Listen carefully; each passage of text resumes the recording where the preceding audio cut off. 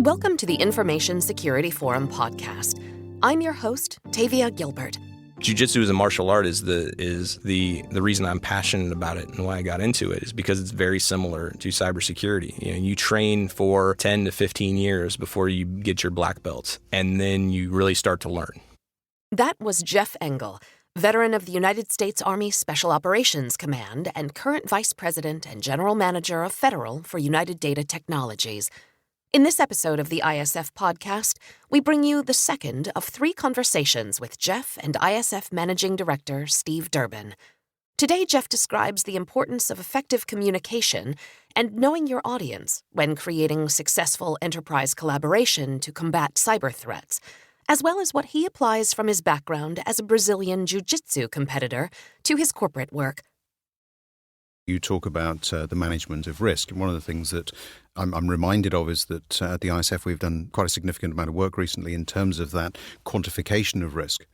From a security standpoint, I think risk management has always been about the gut feel. You can look at the business impact, you can look at the threats, the vulnerabilities. Ultimately, though, it's the individual at the end of the day, whether it be the CISO or whoever, who makes the call on what that risk might look like. And yet, if we look at business, whether that be finance is a good example, it's all about the quantification of risk so that we've got some real numbers to your point about, how do we increase the shareholder value?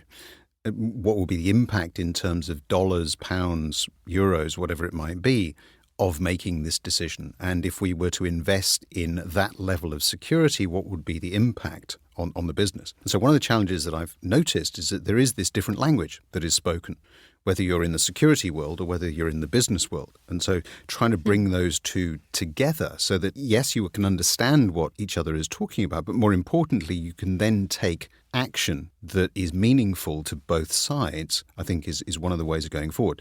Very easy to talk about, not that easy to do. So again, I'm interested in your perspective as to how we might sort of, paper over some of those cracks. Yeah, so that's interesting you asked that because I've had the benefit of working with some people that are very good at translating security and risk management into dollars and cents. We've used things like, a modified Monte Carlo analysis to show the impact based on the value of loss or the cost to the company if there's a breach of PII or PHI, those types of things. And that definitely has an impact on the sales process for a managed security provider, right? Yep. You can show, hey, we're going to charge you X and the potential risk is Y. Then you can communicate more effectively, typically with the CFO at that point of an organization. We're talking kind of from my special operations experience perspective and also a political type of experience that I had, understanding you need to know the environment that you're in. Obviously, if you're going to be engaging with Afghan warlords, it's different than if you're talking to a Sunni tribal leader in Iraq. You have to approach it the same way when it comes to these security challenges. When you're talking to the CFO, you need to keep it dollars and cents. When you're talking to the IT director, you have to talk about how it's not going to either negatively impact the efficiency of the system or it's ultimately going to enhance the efficiency of the system. When you're talking to the CEO, the fact that they can use the enhanced cybersecurity that you've embraced or the risk reduction as a tool for sales.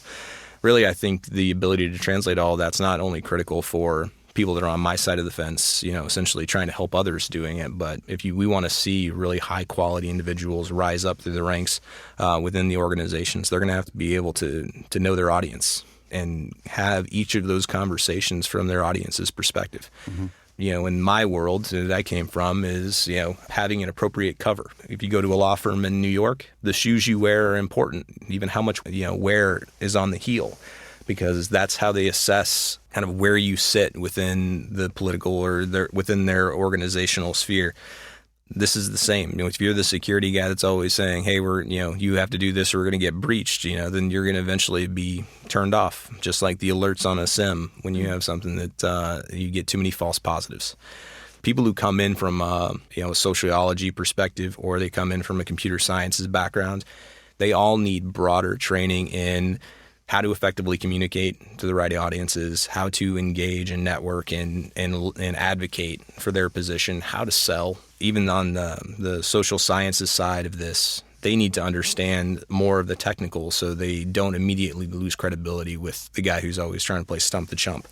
So it's becoming more and more that a hybrid role that is really well suited for people with my background in special operations, because I can have the technical conversation to a degree and I can have the business conversation as needed.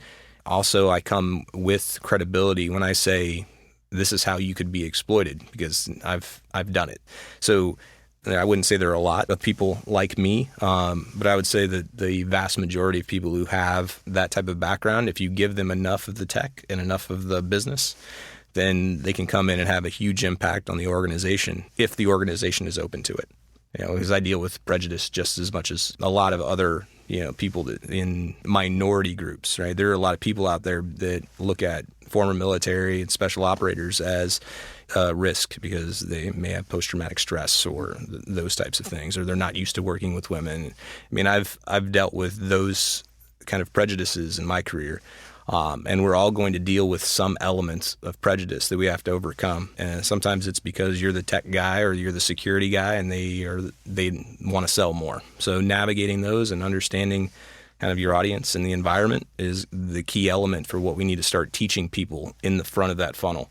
And then we need to give people exposure, and we need to be realistic from a business perspective and really wherever people sit, that it may not be the best person for the job. The guy who's been sitting in a security operations center for 10 years may want somebody that's done that for 2 years and had some experience doing some consulting and risk management, and somebody who's actually owned a system as an information security officer and built security plans, because there are a lot of aspects to cyber risk and cybersecurity that you don't necessarily get exposed to just because you have a cybersecurity title.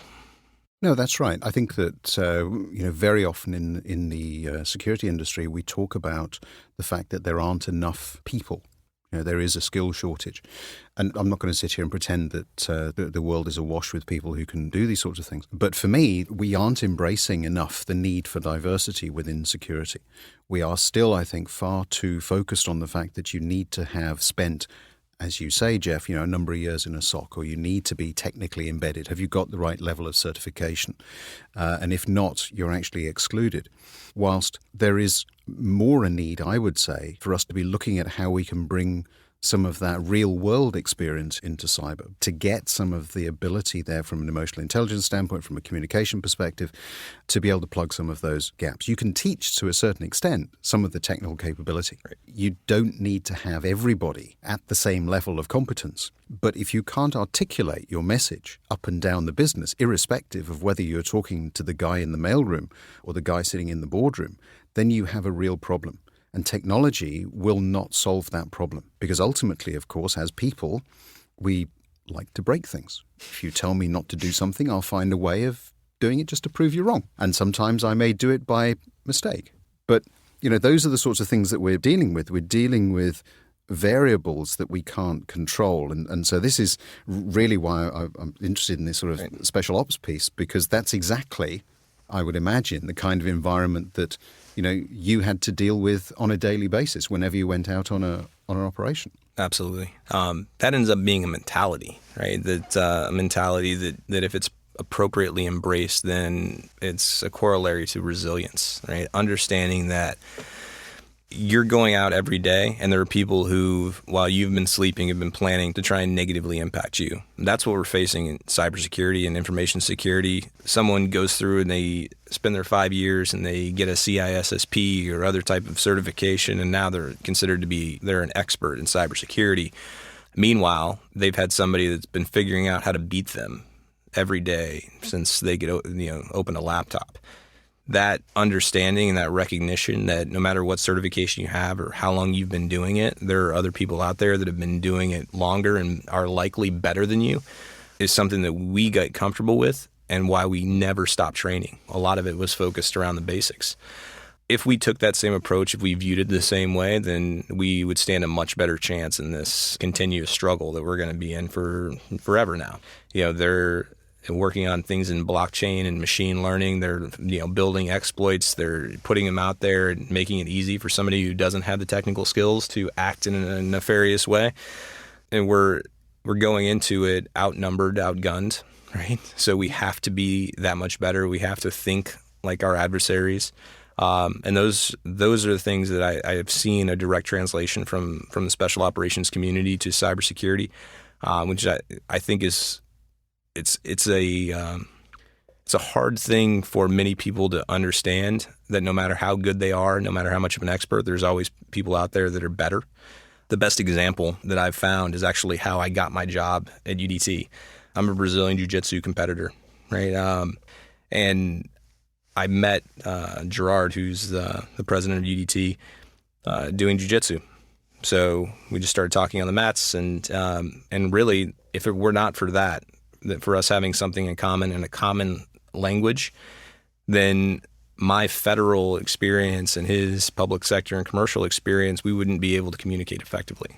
I speak in acronyms, and they operate on a different wavelength. So we found that jiu-jitsu provides a common language for us to express business challenges. So he understands it, and I kind of understand his perspective as well. Jiu-jitsu as a martial art is the reason I'm passionate about it, and why I got into it is because it's very similar to cybersecurity. You train for 10 to 15 years before you get your black belt, and then you really start to learn, right? That is cybersecurity now. You can do it for a very long time, and there's always going to be people that beat you up. You're the hammer very rarely, you're the nail all the time.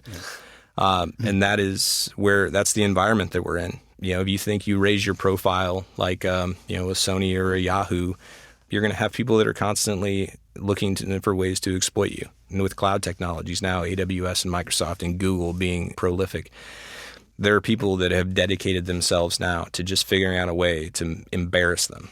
That knowledge is something that's hard for people to live with typically. It's hard to know that there are people out there constantly trying to beat you. And if you recognize that and you can, you have the grit to work through it, then it causes, redoubling of efforts and focus, and the focus on the human element. You make sure that you're surrounded by people who have the same mentality, that they're going to fight until they can't anymore to protect what's important to them.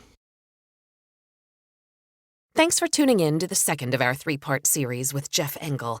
Be sure to listen for our third and final episode, in which the conversation focuses on the responsibility leaders within an enterprise have to be proactive in maintaining security, what he considers to be a bigger threat than WMDs, and the pitfalls of social media. The human element of cyber and cybersecurity career, everyone's now in cybersecurity, right? Either they are a threat actor unknowingly, or they're a potential defender. We know you'll look forward to that conversation. In the meantime, for more resources for CISOs and anyone looking to enhance the security of their business, please visit securityforum.org. And we'd like to hear from you. If there's a topic you'd like us to cover, or someone you'd like us to interview, get in touch through our website or tweet us at Security Forum. Thanks for listening, and we'll be back with you next time.